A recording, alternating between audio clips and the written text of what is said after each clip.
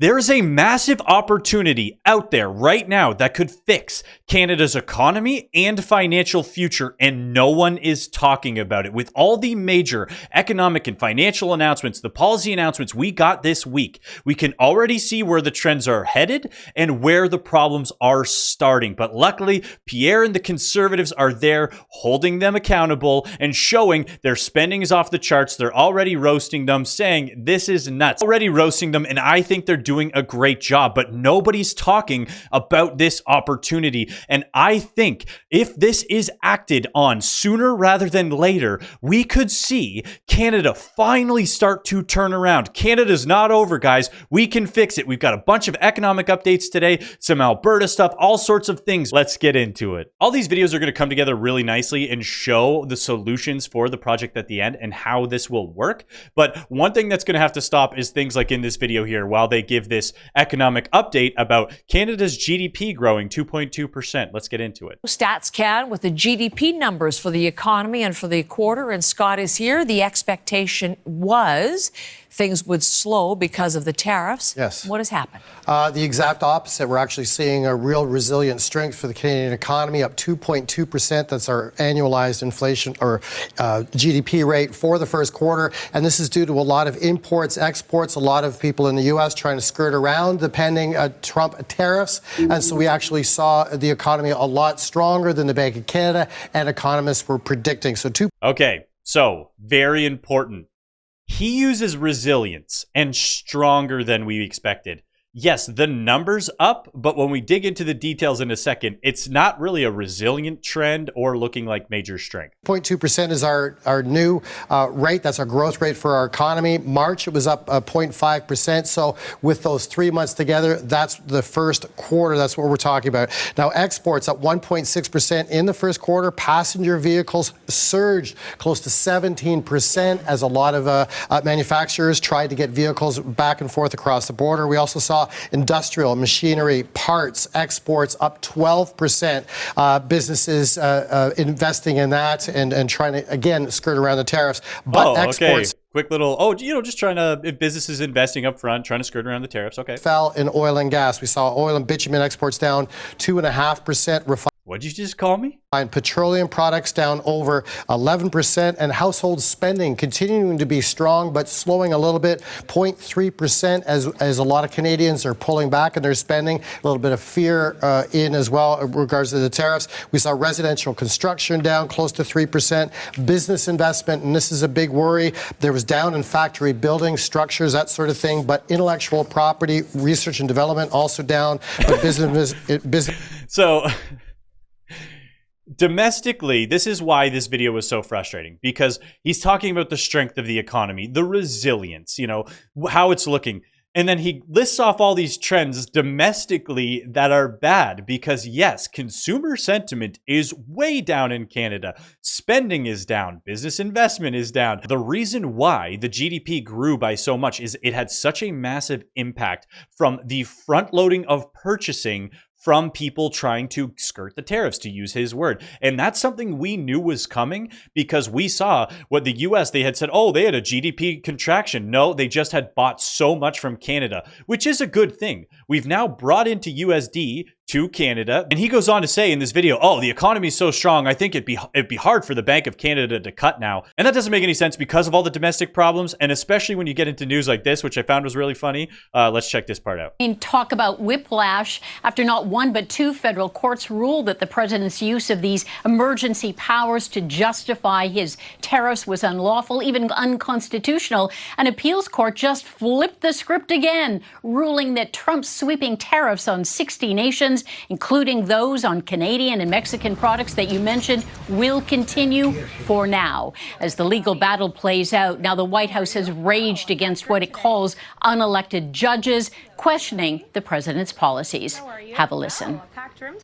The courts should have no role here. There is a troubling and dangerous trend of unelected judges inserting themselves into the presidential decision-making process.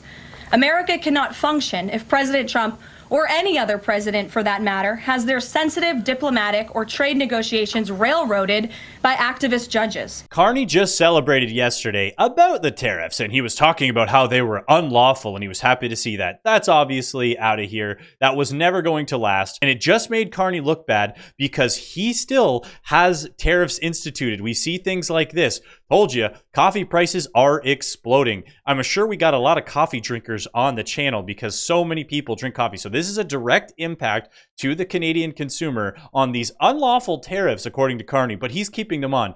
Coffee beans are getting more expensive and counter tariffs aren't helping. Coffee remains one of the few grocery items still subject to tariffs imposed by Ottawa. So that $21 for Folgers. Come on, you want Folgers in your cup? $21.99. That's $22, really. I just got caught up in the 99-cent. You know what, guys? It's all psychology. That's why they put the 99 on the end. That's $22 a tin. Don't call it $21. I can't believe I just fell for that. Frick. So seeing this happen, we now know this is a tariff being paid by Canadians. And coffee bean production are low. They had a problem with the fields. The yields were down, all that stuff. So prices were going up anyways. And then this contributes to headline inflation in Canada and goes, oh, well, look, these prices are going up. Well, that's because of Carney and Carney's unlawful tariffs, according to him. But this is an interesting video I found, and this is going to help set the tone for a lot of the things we're going to talk about here.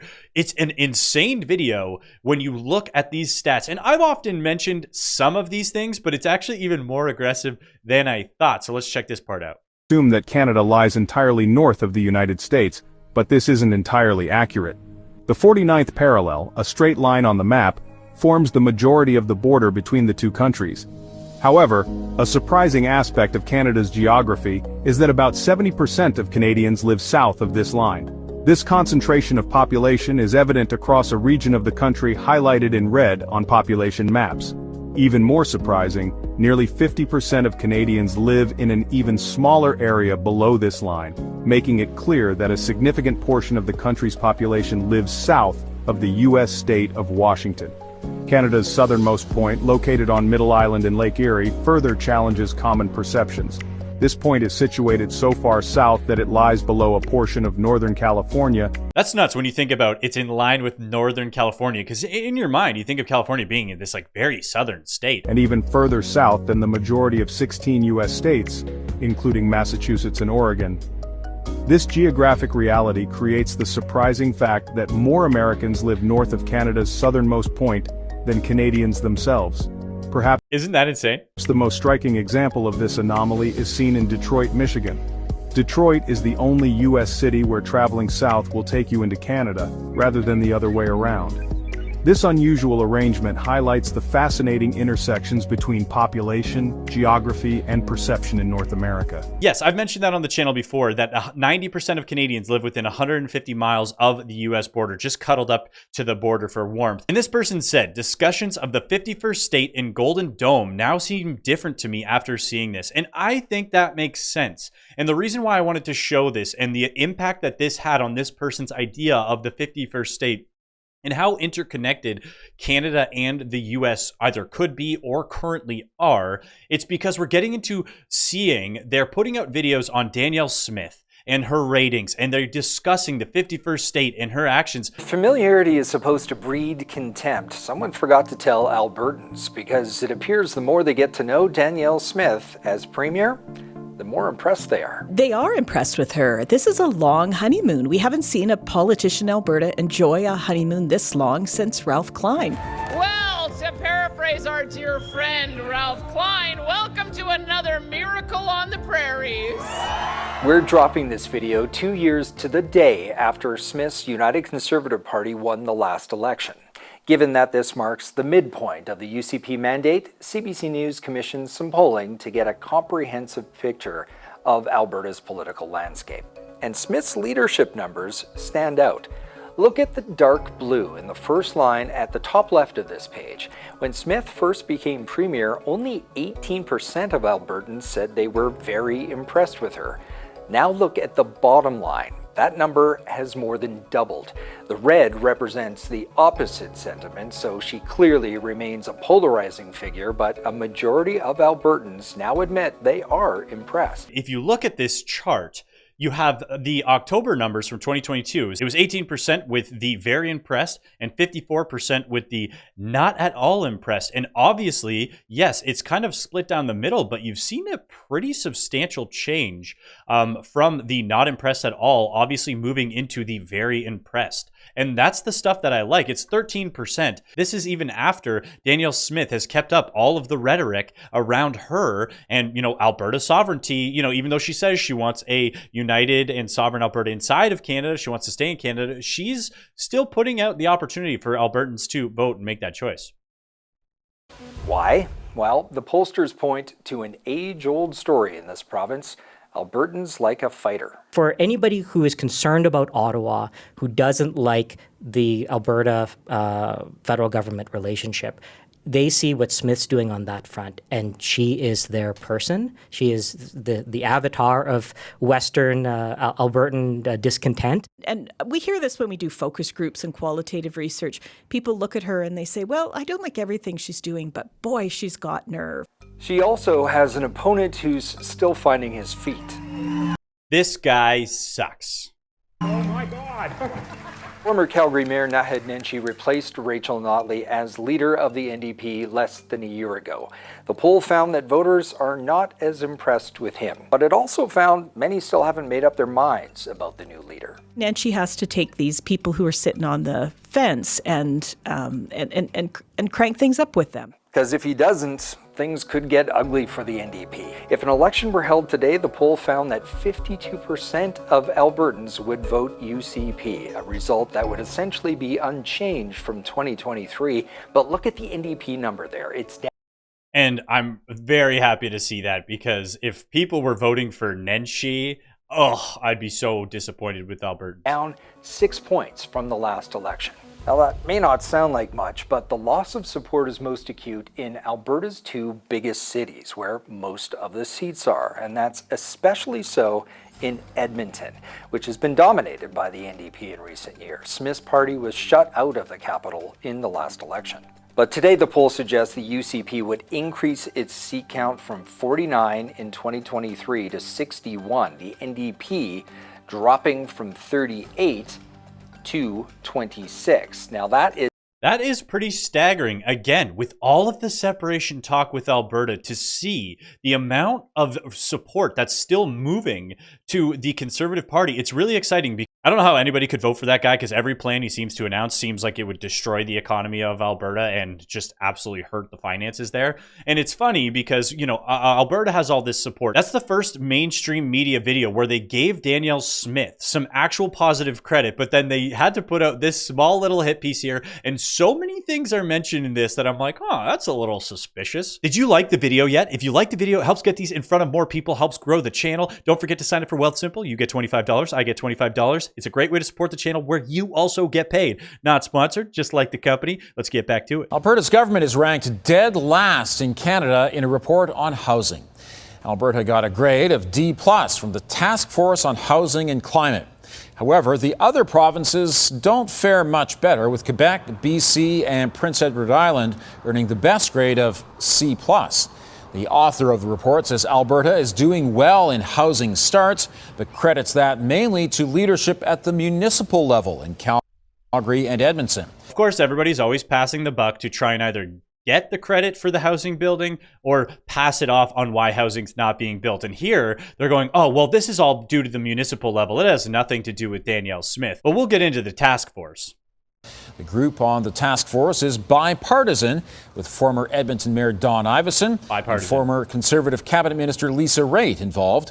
Mark Carney was a member of the group before he became Liberal leader. So you now have a committee which Mark Carney, our current Prime Minister, was just a part of, giving Alberta, coincidentally, the lowest rating when it comes to housing, even though when you look at their markets, it's still one of the most affordable markets compared to the other provinces in the country, especially when you compare in relation to amenities and things you would expect from major city centers. It gets a little suspicious that Alberta Alberta has a lower rating, especially when this committee was formerly including Mark Carney. That's all I'm saying. Speaking of Mark Carney, let's get into his spending because it's insane and it's actually going to tie into the project that I was talking about at the end of this video. David Aiken is taking a closer look at what's in them and what's missing.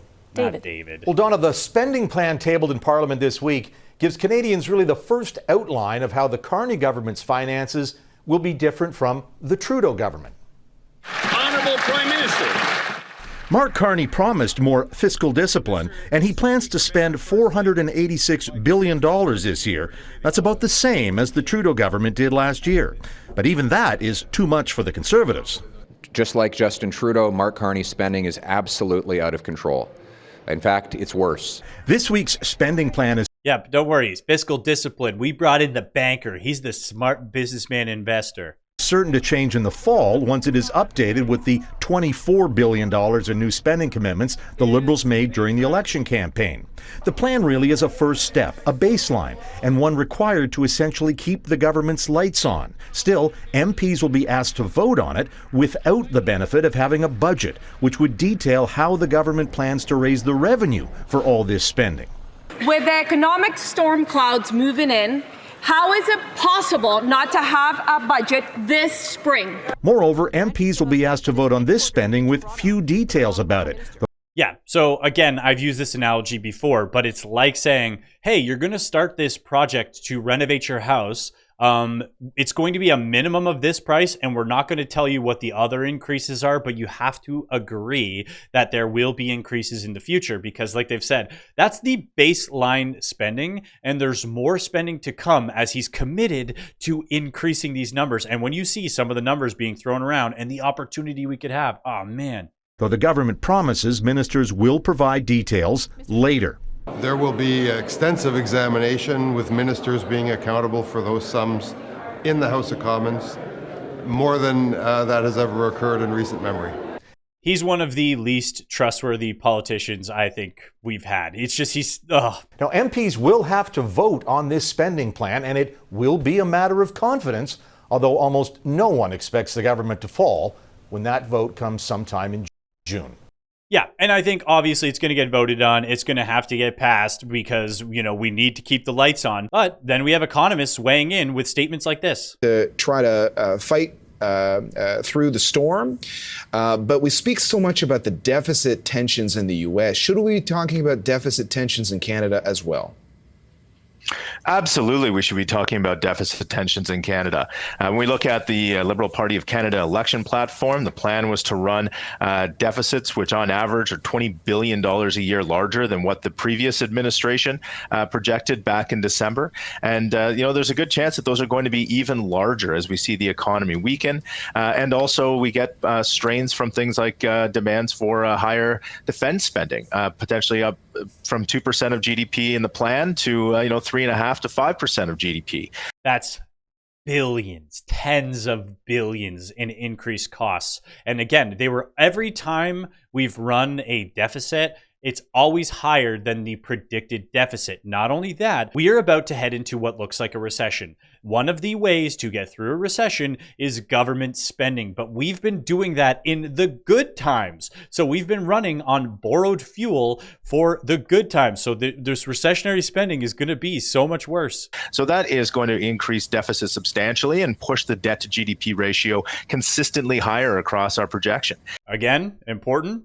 Debt to GDP ratio, a bunch of stuff we're going to get into for the stuff later. Yeah, and those announcements are all so important when we get into Mark Carney's statements here. Our collaboration between the federal government and municipalities, all municipalities, is more important than ever as we are at a hinge moment in Canada's history.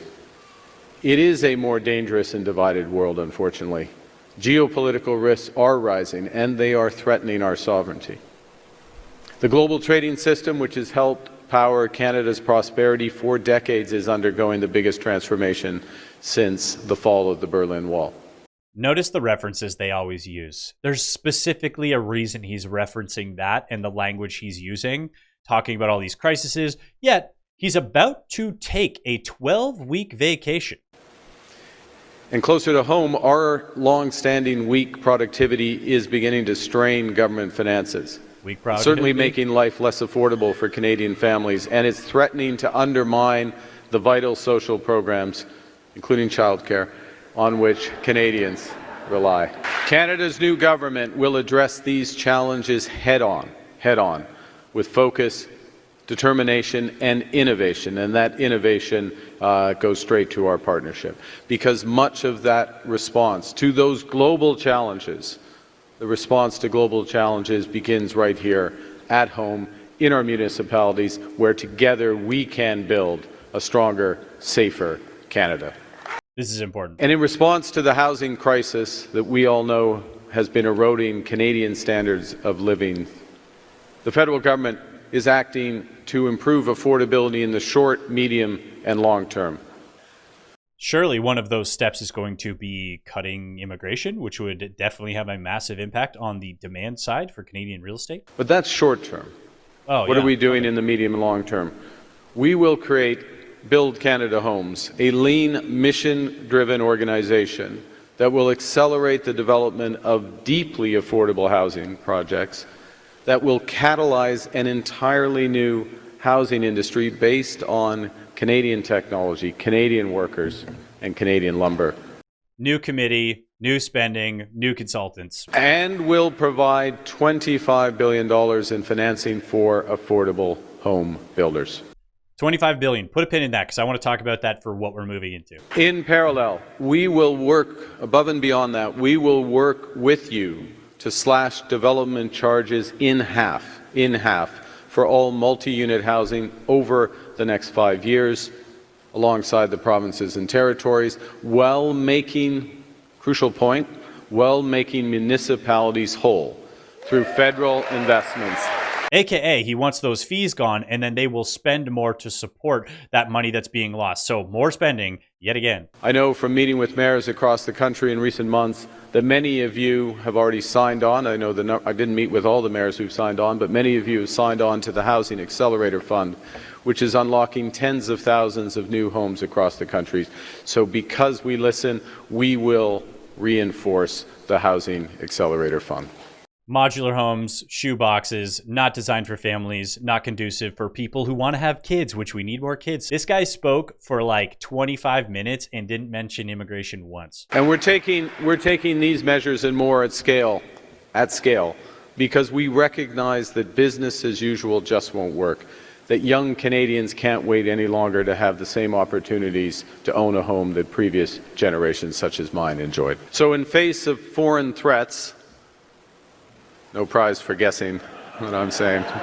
I'm trying to learn some diplomacy from the king.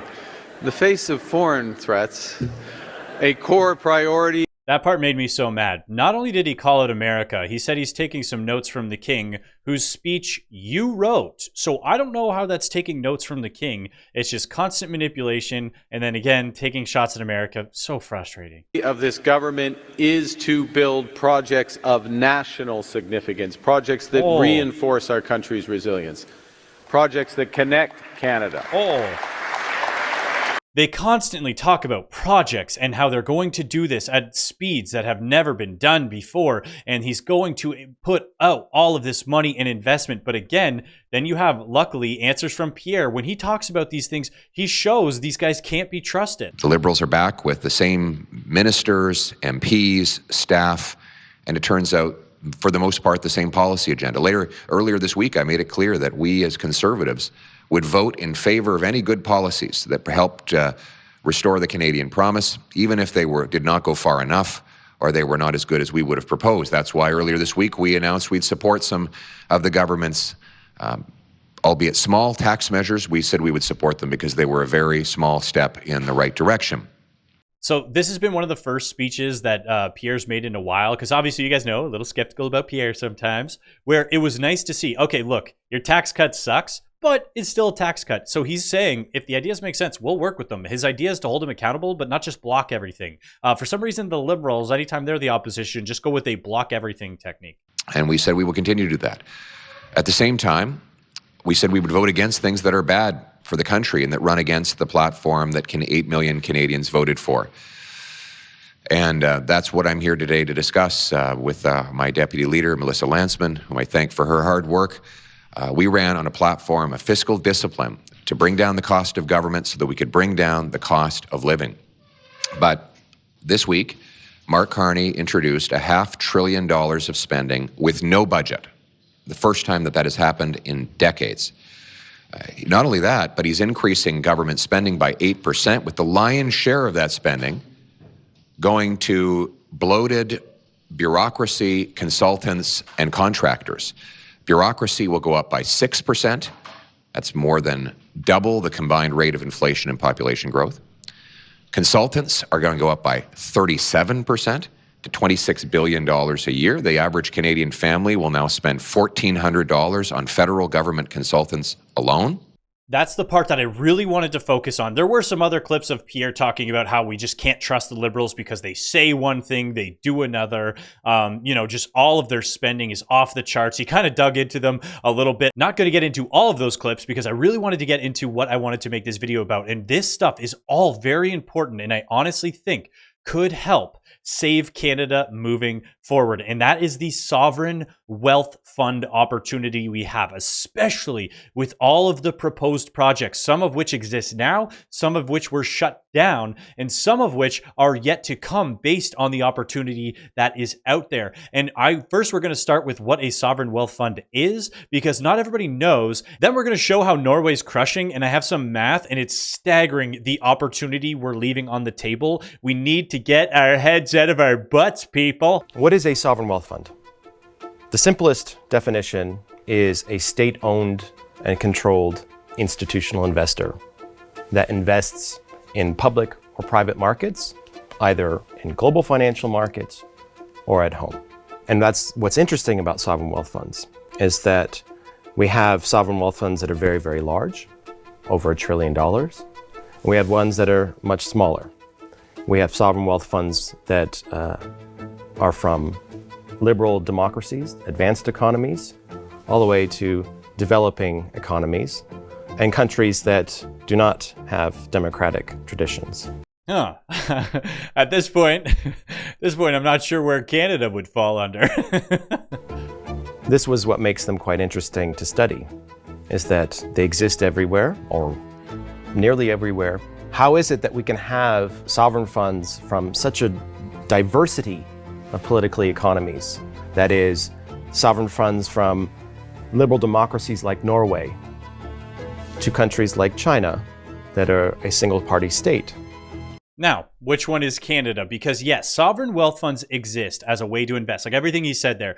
The difference is how they get access to their funding. How does the wealth fund build up? That's why the segue to Norway is perfect, because this video is going to get into Norway's sovereign wealth fund, and the opportunity is so similar to what we have in Canada, and then I'll talk about some numbers. And the most successful fund of them all is Norway's sovereign wealth fund, also known as the Oil Fund. As of December 2021, the fund boasted a total of $1.4 trillion worth of assets. To put that in perspective, Social Security only controls $2.9 trillion, despite the population being 61 times larger. On a per capita basis, just to explain that, he's talking about America, that's why he's talking about the Social Security number, but even so, that's pretty staggering, and especially when you get the per capita here. Social Security has $8,825 worth of assets per person. Meanwhile, Norway boasts a whopping $260,000 worth of assets per person. Norway literally has over $250,000 worth of assets per person. I've been picking on Social Security thus far, but really, Norway blows the rest of the world out of the water as well. China's wealth fund, for example, controls $1.1 trillion worth of net assets, but compared to their population, that's not even $1,000 per person. So here's how Norway built the most successful sovereign wealth fund in history. Taking a look back, the history of Norway's wealth fund dates back to the year 1960. Say that money was made from the country's vast oil reserves, and Norway's sovereign wealth fund has become one of the largest single investors around the world. Okay, so can we think of any other countries that have vast oil reserves? Could be putting this into the sovereign wealth fund. Not only that, when you talk about LNG, all these other projects, which we will talk about, you'll see this comparing their numbers and what Canada is leaving on the table, guys, I actually think this idea is so important. We need to get it in the zeitgeist. No political party is talking about the sovereign wealth fund, and I actually think this is a capitalistic idea and will offer way more opportunity for productivity and development for Canada. Norway's Prime Minister, Einar Gerhardsen, got Norway involved in the oil business. He gave oil companies from around the world licenses to come and search for oil within Norway. Oil companies were allowed to keep the profits they generated, but they had to pay petroleum taxes and leases to Norway to continue operations. It took a couple of years to get the ball rolling, but starting in 1966, oil companies flooded in looking for oil. Within the next 4 years, they drilled 37 wells, and on the day before Christmas Eve in 1969, they struck oil in the North Sea in an oil field called Ekofisk. This turned out to be the largest oil field ever found at sea, and by 1971, oil production would begin.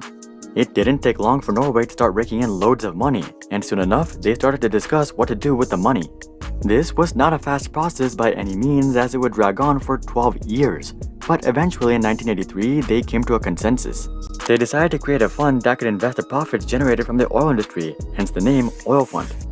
The best part was that the government was only allowed to spend real returns, which are the returns after accounting for inflation. This seems like a no-brainer, but it's not nearly as common in application. Yeah, it's not as common in application, and you'll see. Even Norway took a while, but this is why I want this to get into the zeitgeist now. We can't give Norway too much praise though, given that their government was just as slow as the rest of the world. It wasn't until 1990 that Norway actually went ahead and created the fund, and it wasn't until 1996 that the fund received its first cash injection from the Ministry of Finance. It took 36 years to get to this point, but at least they did it, and now it was time to invest. Exactly, we need to get the investing started now, and I keep talking about this project, which is the Northern Gateway Pipeline, and the reason is it's worth $300 billion in economic activity for Canadians over 30 years. As we know, that project was supposed to cost $8 billion. If the Canadian government were to put up $4 billion, which I'm sure we could find the $4 billion since we're putting out $25 billion for modular houses and affordable homes when we should just be cutting immigration, by the way. Over the life cycle of this project, if we were to take those profits paid out from the partnership, put it into a sovereign wealth fund, have it invested, and average out those investments for the 30 years, that project is worth around $50 billion to the Canadian taxpayer. That's one single project over 30 years, with us just keeping a 25% royalty fee on there of the profits. $50 billion on one project. Now, if we extrapolate that over all of the potential projects that are out there right now, the ones that have been canceled, the ones that are proposed, ones that we don't even know exist because the private market has been discouraged to invest in Canada, we could have access to trillions of dollars in a sovereign wealth fund. Canada's current debt is $1.4 trillion. Norway's sovereign wealth fund's already bigger than that. We have more resources than they do across the country. So not even including the economic productivity of all of these projects being approved, just the sovereign wealth fund alone, we could remove the federal debt and they would even have to spend less because the economy would be doing so well on its own from us having all of these active projects. The GDP per capita increase from all of the projects being approved on top of the money being put into the sovereign wealth fund and invested over time would mean the government would have to spend less money and they would be making more money. This is a potentially nation-saving idea that nobody talks about. If you guys can think of any ideas of why this would be a bad thing, comment down below. I'm happy for any criticisms, but every